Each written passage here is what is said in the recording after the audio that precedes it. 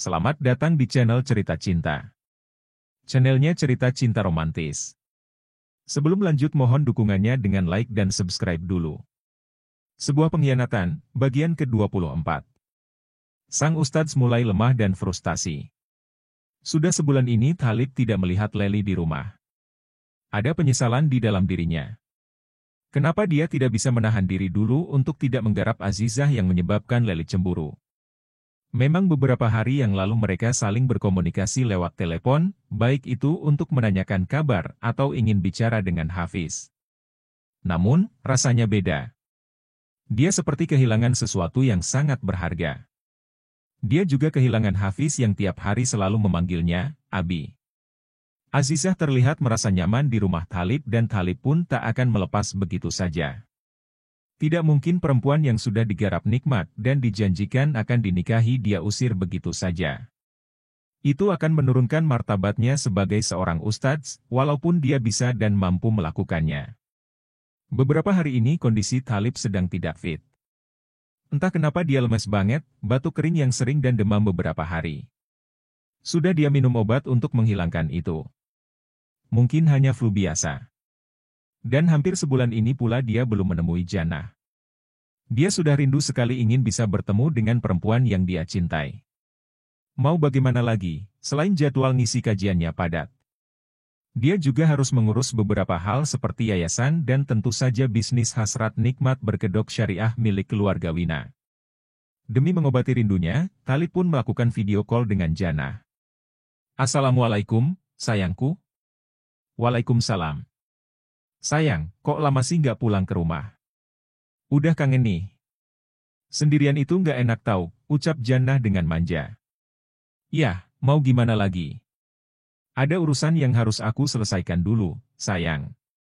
Uhuk. Thalib sedikit terbatuk-batuk. Sayangku sakit? Udah minum obat? Tanya Jannah khawatir. Udah. Makanya aku belum bisa ke sana. Kondisi tubuh sedang tidak fit. Padahal udah kangen, kata Thalib tak kalah manjanya. Kangen apa? Tahu dong, aku kangen apa? Jannah lalu membuka gamisnya sambil memperlihatkannya. Ternyata dia sengaja tidak memakai dalaman. Terlihat di video call itu membuat Thalib, tentu saja hasratnya naik. Kangen ini ya, goda Jannah. Tahu aja, jawab Thalib. Lalu Jannah mengarahkan kameranya ke bawah. Atau kangen yang ini? Ah, kangen semuanya. Kepingin banget aku makan itu, kata Thalib. Ih, dimakan. Emangnya apaan? Kan itu kue apemku. Ini bukan kue apem. Ini kue dorayaki. Kan warnanya coklat. Iya. Duh, jadi kangen beneran nih. Uhuk. Udah, Mas istirahat aja dulu.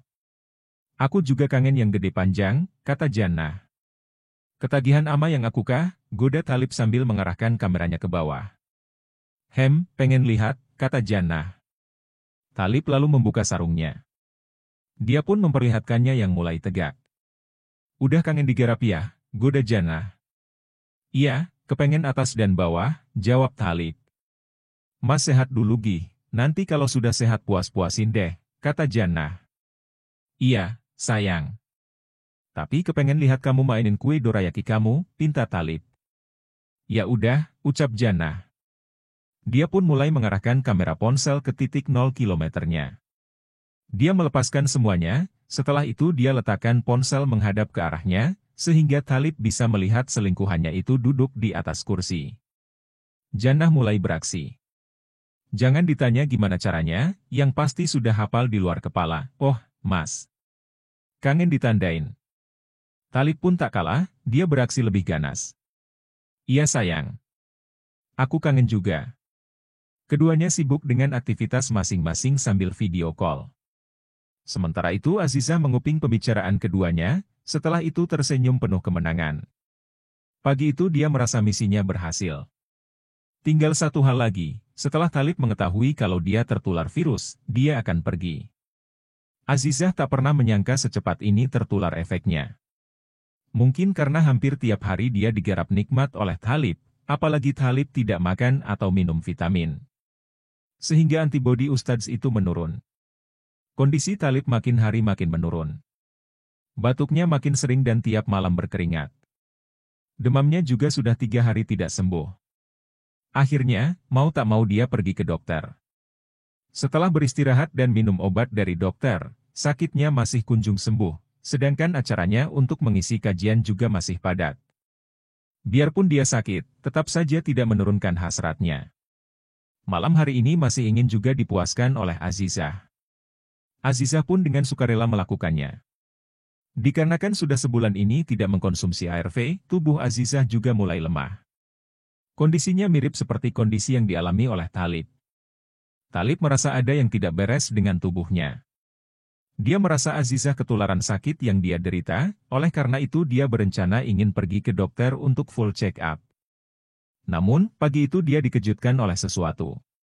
Sepucuk surat beramplop kuning dengan kop pengadilan agama diantarkan oleh tukang pos. Bisa ditebak isinya adalah gugatan cerai oleh Leli. Talib sudah berusaha sekuat tenaga untuk bisa membujuk Leli, tetapi rasanya sudah tidak bisa lagi. Dia juga bingung harus bagaimana, terlebih kondisinya sedang lemah.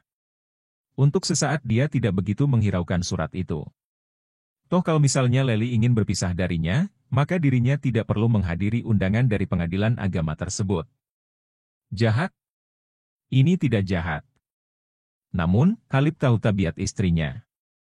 Leli tidak akan memaafkan perilakunya, terlebih sudah beberapa kali dia mengkhianati sang istri, tetapi sang istri tetap sabar. Di rumah sakit, Talib menunggu hasil tes lab. Demikian juga Azizah yang menemaninya. Setelah lama menunggu, akhirnya dokter pun memanggil keduanya ke dalam ruangan. Dokter yang menangani mereka adalah Dokter Imran. Silakan duduk, Ustadz, ucap dokter dengan sopan. Sebab, dokter ini juga sudah tahu kapasitas Talib sebagai Ustadz. Talib duduk dengan tenang. Dia berharap sakitnya hanya sakit biasa. Sudah sejak pagi mereka antri cek darah dan inilah hasil yang ditunggu. Namun, dari raut wajah dokter yang ada di hadapannya ini, sepertinya ini bukan hal yang baik. Bagaimana, dok? Tanya Talib. Ustadz percaya kepada saya, tanya dokter. Iya, selama ini saya selalu minta pendapat ke dokter. Makanya saya datang ke rumah sakit untuk menemui dokter, jawab Talib. Tapi mohon maaf, sebelumnya. Ibu ini siapa kalau boleh tahu? Oh, dia calon istri saya, jawab Talib. Azizah hanya mengangguk sambil menunduk. Dia tidak berani memperlihatkan wajahnya kepada dokter. Dokter pun mengangguk-angguk. Di tangan Dokter Imran ada selembar kertas yang akan jadi hal yang berat bagi Talib. Saya sebelumnya mohon maaf. Ustadz, kita fair saja ya. Ustadz pernah jajan di luar, tanya dokter. Maksud dokter? Iya, Ustadz paham maksud saya, jawab dokter dengan datar. Talib langsung mengerti arah pertanyaan dokter itu kemana. Serius, dok? Tanya Talib dengan wajah terkejut. Makanya saya perlu tanya. Talib tidak akan mengelak kalau dia pernah nikmat dengan lebih dari satu wanita. Terlebih lagi setiap kali dia menemui Wina. Terkadang dia harus mencoba gadis-gadis perawan atau janda-janda yang butuh duit sebelum diserahkan kepada Wina. Namun, Talib yakin sekali kalau para wanita itu sudah dicek kesehatannya. Dia tak pernah jajan. Lalu siapa? Azizah? Talib menoleh kepada Azizah. Saya tak pernah jajan, ucap Talib tegas. Dokter Imran pun menatap Azizah. Ibu Azizah, apa ibu pernah berhubungan badan dengan lelaki lain atau memakai jarum suntik? Jujur saya bukan orang yang memakai jarum suntik, tetapi kalau soal ranjang, selama ini saya hanya dengan Ustadz saja melakukannya, kata Azizah polos. Dokter Irman menoleh ke arah Talib. Pandangannya menyelidik. Ustadz harus jujur kepada saya. Ini juga untuk mengetahui sumber penyakit ini dari mana. Talib langsung merebut kertas yang ada di tangan Dokter Imran. Dengan cepat Talib membaca kertas itu dan di sana tertulis sesuatu yang membuatnya terkejut. Dia positif tertular HIV. Apa? Talib terkejut, ini tidak mungkin. Bagaimana bisa? Azizah pura-pura terkejut saat juga membaca kertas satunya yang memberitahu hasil check up. Dia pun histeris sambil memegangi kepalanya. Tidak, tidak. Ustadz, katakan ini bohong. Selama ini aku hanya main dengan Ustadz saja, tak kusangka, jerit Azizah sambil menangis. Tangan Talib langsung menutupi dahinya. Dia tak habis pikir bagaimana ini bisa terjadi. Satu-satunya yang bisa memberi penjelasan adalah Wina. Pasti ada laporan kesehatan dari wanita-wanita yang dia didik itu palsu. Siapa? Azizah bagi Talib terlihat terlalu meyakinkan kalau dia baru tahu. Jadinya dia tidak begitu curiga kepada Azizah. Wina memang bisa saja memalsukan laporan kesehatan dari para wanita itu, lalu apa yang sebenarnya terjadi? Ini tidak mungkin, gumam Talib. Dan dia menyadari hidupnya makin kacau. Setelah pulang dari rumah sakit, Talib menyuruh Azizah untuk tidak keluar rumah dan merahasiakan hal itu dari siapapun. Langkah selanjutnya yang ditempuh Talib adalah mengkonfrontasi Wina. Hari itu juga dia menemui Wina. Seperti biasa, dia masuk tanpa permisi dan langsung membanting pintu. Perempuan cantik dan judes itu terlihat santai di sofa sambil menghisap rokoknya. Hari itu Wina hanya memakai tank top dan hot pants. Melihat Talib datang, Wina tak menghiraukannya. Ustadz tersebut langsung melemparkan laporan kesehatannya ke Wina. Perempuan itu lalu membaca lembaran tersebut. Katakan yang jujur. Ada salah satu wanita itu yang tertular HIV, desak Talib. Wina cukup tenang, dia meletakkan rokoknya di asbak sambil masih membaca lembaran laporan kesehatan milik Talib. Win, bicara, desak Talib. Kau ini, datang-datang berisik, marah-marah gak jelas. Apa urusannya denganku? Mau kau tertular HIV kek, atau tidak kek, bukan urusanku. Jadi urusanku, dong. Aku gak mau nikmat sama kamu lagi. Udah tertular gitu. Brengsek. Itu juga karena kamu. Pasti wanita-wanita itu ada yang tertular virus itu. Kau sengaja memalsukan data kesehatan mereka, bukan? Kau punya bukti kalau aku memalsukannya? Itu, laporan kesehatan itu, ucap Talib sambil menunjuk. Hei, Pukon. Bisa saja ini dokter bohongin kamu. Selama ini memangnya aku pernah bohongin kamu? Duit juga aku kasih. Kamu bisa seterkenal sekarang ini juga karena aku.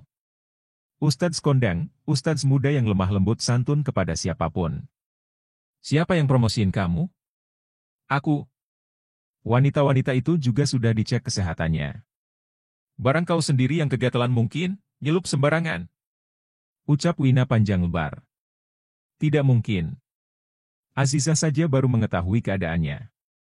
Dia sampai menangis mengetahui kalau tertular dariku. Jawab Talib. Hah? Hahaha, Wina tertawa sampai memegang perutnya.